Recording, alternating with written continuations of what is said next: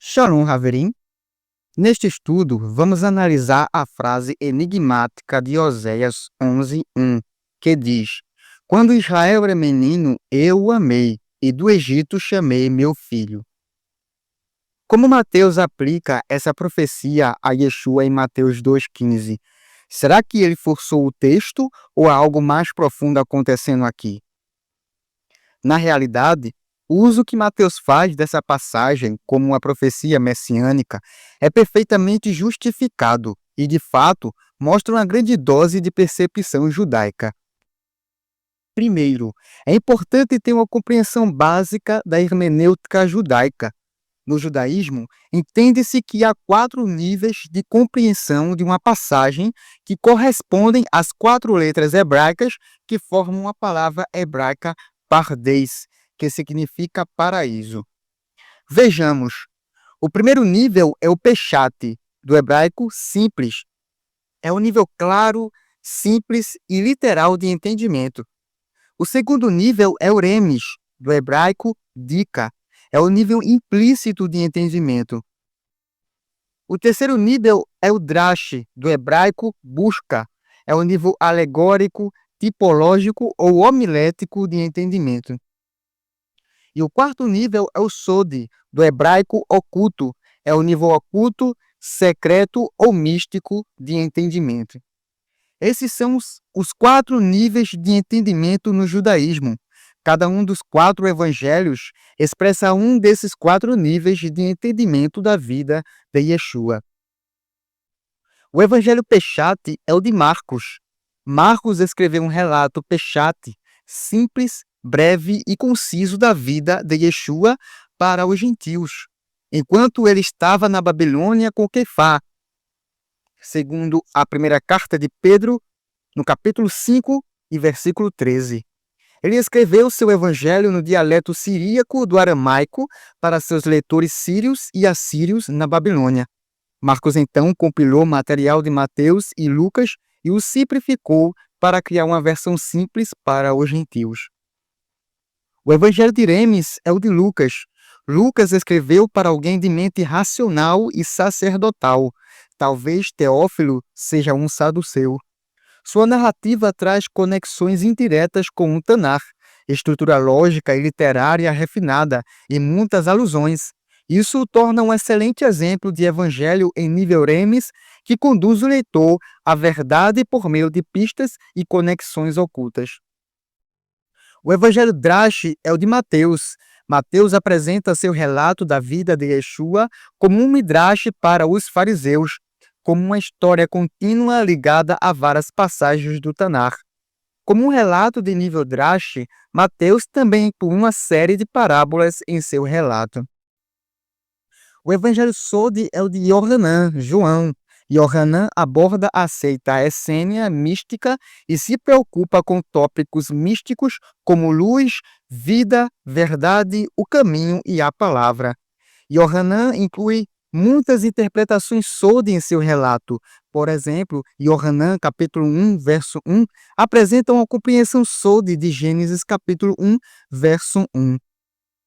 Se você deseja aprender sobre a vida do Mashiach e Yeshua, recomendo começar pelo Evangelho de Marcos, que apresenta um nível simples de entendimento. Agora, voltemos a Oséias 11, verso 1, onde lemos: Quando Israel era menino, eu o amei, e do Egito chamei meu filho. Esta passagem é extraída da Torá, em Êxodo capítulo 4, verso 22 ao 23, onde fala: Então dirás a Faraó, assim diz Adonai, Israel é meu filho primogênito. Eu te disse, deixa meu filho ir, para que ele me adore, mas tu recusas a deixá-lo ir. Agora matarei teu filho primogênito. Agora, se Israel é o filho primogênito do Eterno, mencionado nessas passagens, então por que Mateus aplicou essa passagem de Oséias 11, verso 1, ao Messias? Mateus está dando um midrash, um entendimento drash de Oséias 11, verso 1 e Êxodo capítulo 4, verso 22 ao 23. Porque o Mashiach é filho de Iá, que inclusive já gravamos um estudo aqui no canal onde trouxemos o conceito real do termo filho de Yah ou filho de Deus em seu contexto original. Também, no último estudo, dissemos que o Pai, o Filho e a Ruach HaKodesh são chamados de 3 pilares no Zohar. Aqui, vamos trazer uma passagem onde não somente diz que o Eterno tem um filho, mas mostra a atuação destes 3 pilares. O filho primogênito de Yah, referenciado no Zohar, é o pilar do meio da divindade que o Zohar identifica como filho de Yah. O Zohar descreve 3 pilares da divindade. O Zohar nos apresenta um ensinamento profundo sobre a estrutura da divindade ao comentar o versículo de Gênesis, capítulo 1, verso 3 ao 4. Elohim disse: "Seja luz", e houve luz. E Elohim viu que a luz era boa. Ele nos pergunta por que a palavra luz aparece 2 vezes nesse versículo. A resposta é que há 2 tipos de luz. A primeira luz é a luz primordial, que vem da mão direita, um símbolo da misericórdia divina, e está reservado para o fim dos dias. Já a segunda luz representa a mão esquerda, que simboliza julgamento e rigor, e que, segundo o Zohar, emana da mão direita. Mas o versículo continua dizendo: "E Elohim viu que a luz era boa". O Zohar entende isso como uma referência ao pilar do meio, aquele que une os 2 lados, o direito e o esquerdo. Este pilar representa o equilíbrio, a harmonia perfeita entre misericórdia e julgamento. É só com a presença desse terceiro elemento que a criação poderia ser chamada de boa, pois ele resolve a tensão entre os 2 lados, estabelecendo a paz e a unidade. Esse pilar do meio é identificado como filho de Yah, o aspecto da divindade que equilibra o pai, o lado esquerdo, e a mãe, a Ruach HaKodesh, que é o lado direito. Ele é o ponto de união, o mediador entre os opostos, e por isso é chamado melhor é o vizinho que está perto do que o irmão que está longe.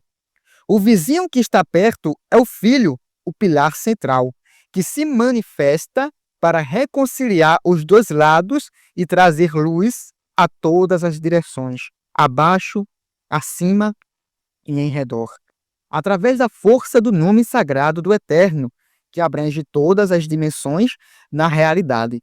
Portanto, o Filho de Yah é o coração da unidade, aquele que faz com que a criação seja boa, tove, completa e equilibrada. Ele é o elo entre o céu e a terra, a chave para a restauração final. Portanto, no judaísmo, tanto Israel quanto o filho de Yah são identificados como o filho primogênito do Eterno.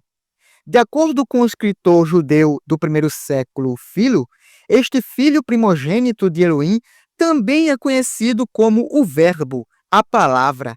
Filo escreve sobre a palavra, que podemos estabelecer uma conexão com João capítulo 1, verso 1. Filo ensina que Deus tem 2 templos. O primeiro é o mundo criado, onde o sumo sacerdote é a palavra divina, chamada de Filho primogênito, o mediador entre Deus e a criação.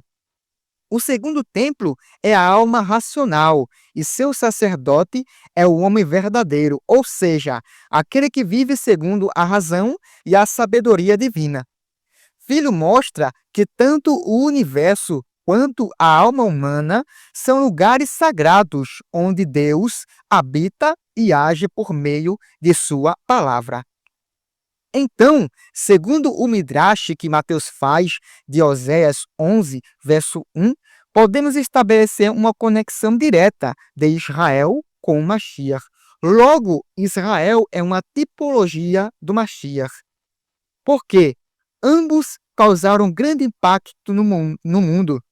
Em ti serão benditas todas as famílias da terra. Ambos nasceram por milagre. Sara concebeu na velhice e o Mashiach nasceu de uma virgem. Ambos foram levados ao Egito para preservar a vida. Ambos são chamados do Egito.